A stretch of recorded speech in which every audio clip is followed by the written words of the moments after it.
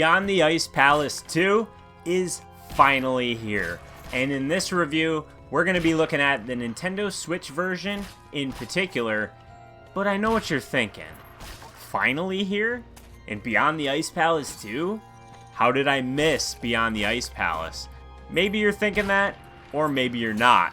I know for me, when I first saw the game title and the game, as I did preview it a few weeks ago, that was definitely my first thought. So I went ahead and looked up the original game, and to my surprise, the reason why I hadn't heard of it before is that the original game released in 1988 for home computer systems that were available at that time. Now, I was born in the mid-80s, so I was around at that time. There's probably a whole bunch of you that weren't born yet in 1988, but having a sequel to a game from that long ago kind of blew my mind a bit. But hey, I'm not mad at it. So the other thing I want to address is that this is not a Metroidvania. At least in my opinion, it is not a Metroidvania. It was labeled as one on Steam when I played the demo, so I went into it expecting it to be one, but in my opinion, this is more of a ClassicVania game. But it does have some modern upgrade systems and mechanics, so it's a little bit of a combination of the two, but I definitely didn't feel like this was a Metroidvania. So if you like ClassicVania games, I think you're in for a treat. If you only like Metroidvanias, this one might feel a bit too old school for you. So we'll get into all of that in a second. And then the next thing that I do want to address is that the Switch version, which I played for review, and the only reason I noticed these things was again because I previewed the demo on Steam a few weeks ago for Next Fest, is that the Switch version is missing a ton of the visual customization that the PC version had. Now, I'm not talking about frame rate and graphical fidelity and things like that. The main thing I'm pointing my finger at is the screen shake. You cannot turn off screen shake in the Switch version, at least right now. There is supposedly a day one patch coming, or at least being worked on. I'm playing this a little bit early, but you can't turn off something that is an absolute pet peeve of mine. Screen shake is in way too many games. You gotta have the option to turn it off if it's gonna be in your game. Now, in Beyond the Ice Palace 2, you are going to play as the Cursed King that wields the chains that once imprisoned you. The bulk of the story here is told in the opening moments and the closing moments, with additional bits of information provided through the game's NPCs as you progress, but expect this game to be focused more on action and gameplay rather than telling an elaborate story. This is a combat-heavy game, but it also places a big emphasis on mobility and platforming using your chains. First, let's discuss the combat. Now, immediately at the start of the game, you're going to be freed from your prison, and like I said before, you have chains attached to your arm. It reminded me a bit of like Kratos, how he has the chains attached to his arms in the PS2 God of War games, but your attacks feel very Castlevania-like and are whip-like in nature, but you also will gain other abilities and things. And these will be used not just for the combat, but also the mobility, which we will get to in a second. Now, you have a whole bunch of different attacks. You have like a charge attack. You have the ability to attack in diagonals, so all 4 directions, and also the diagonals, so 8 directions total. And it reminded me a lot of Super Castlevania 4 on the Super Nintendo. And that also includes the fact that there's a lot of like grappling rings that you're gonna hook to and swing around. There's a lot of mobility here that feels more physics based than the Super Nintendo game did for Super Castlevania 4. But using your whips, not just for that mobility, but also to attack, will vary greatly depend on the type of enemies that you're fighting. Some will have shields that are brittle and that you can smash through and then they'll lose the shield. Others will have stronger shields and you need to find a way to attack them from behind or stun them. There's a lot going on here in the combat, and it does introduce the fundamentals to you in a really meaningful way. It does have a nice tutorial in the beginning, but that will take a little bit of getting used to. At least it did for me. Both the combat and the mobility had a bit of a learning curve for me, even though I play a ton of different ClassicVanias and Metroidvanias. Part of that is because the game is very slow and methodical. You have to basically use your head when you're fighting the different enemies because they all have strengths and weaknesses. Some you can just hack and slash to bits, right? You have like your grunt enemies that you can just kill. They don't have any sort of strength or weakness particularly. You can just hack and slash them to death. But others will take a little bit more finesse and strategy to take down. And I really like that about the combat here, because it kept it feeling interesting throughout the entirety of the 6 to 7 hours that it took for me to roll the credits. Each and every one of the boss fights will force you to greatly understand the boss's weakness. Again, I will reiterate, this is not the type of game where you just button mash your way through. You have to be very strategic in your approach to every enemy encounter, every boss encounter, and when you get to those bosses, they will destroy you at least a few times. Sometimes this is not a big deal because there's often save points right before the boss, but there are some times where they don't give you a save point prior to a boss fight, and in those moments I felt pretty frustrated. There was a few bosses where they didn't replenish my health, and they also didn't give me a save point before the boss fight, so that meant a couple more minutes of tracking back to the boss, trying to have as much possible health as I can. But ultimately, like, those were the most frustrating moments of the combat.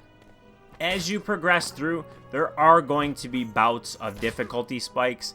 Outside of the boss fights, there are some really difficult sections that will test your patience a bit.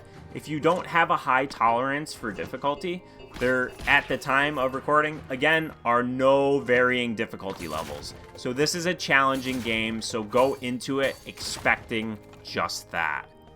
Now, I mentioned the mobility. So in terms of the mobility, and you've already seen some of it, there's a lot of different hooks that you're going to swing from with your chains.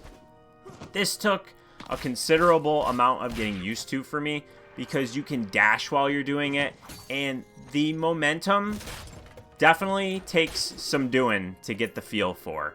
At least it did for me.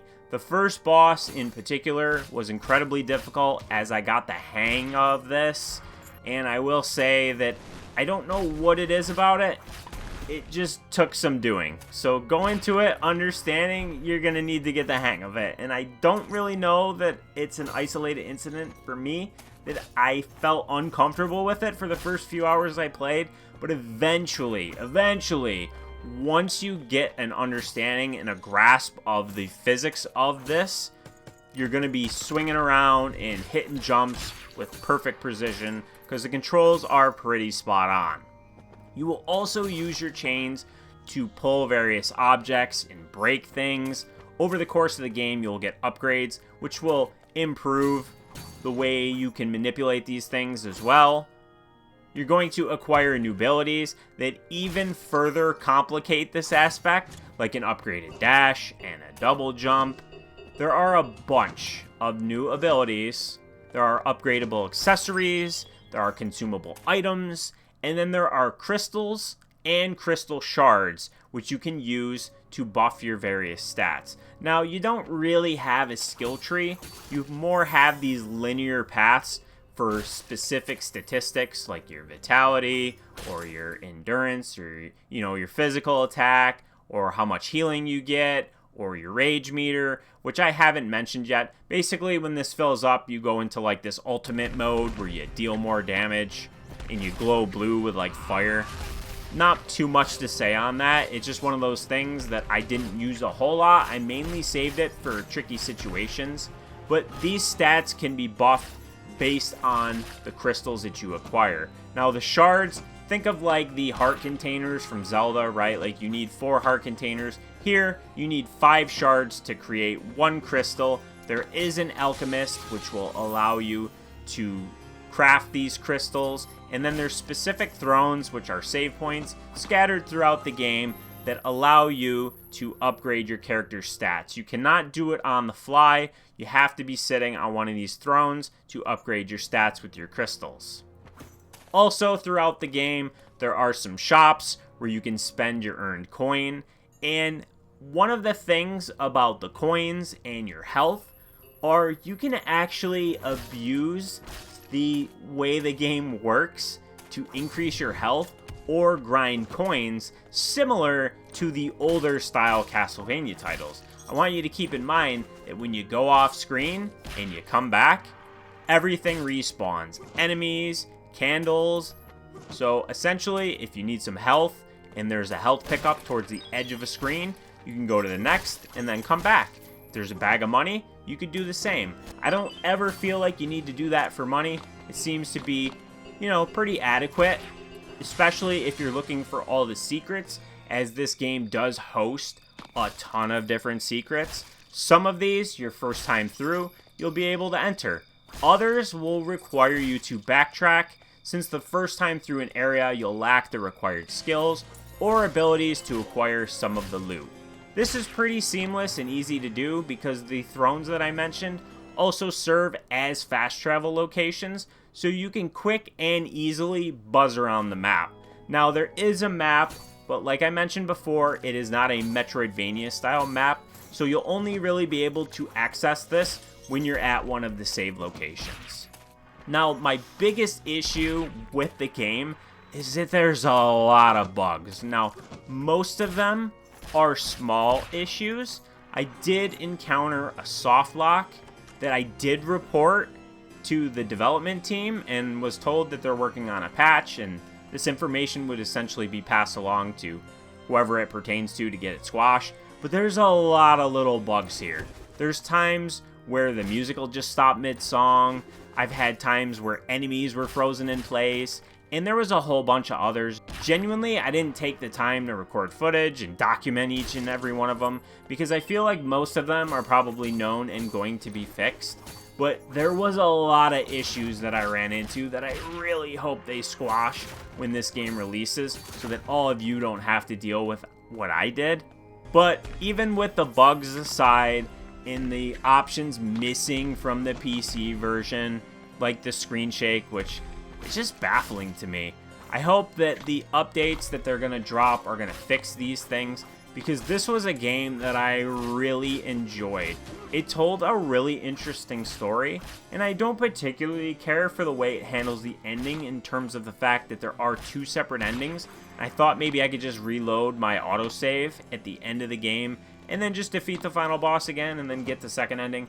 But no, you can't do that. You have to actually play through the game all over again in order to attempt the other ending that you didn't do the first time.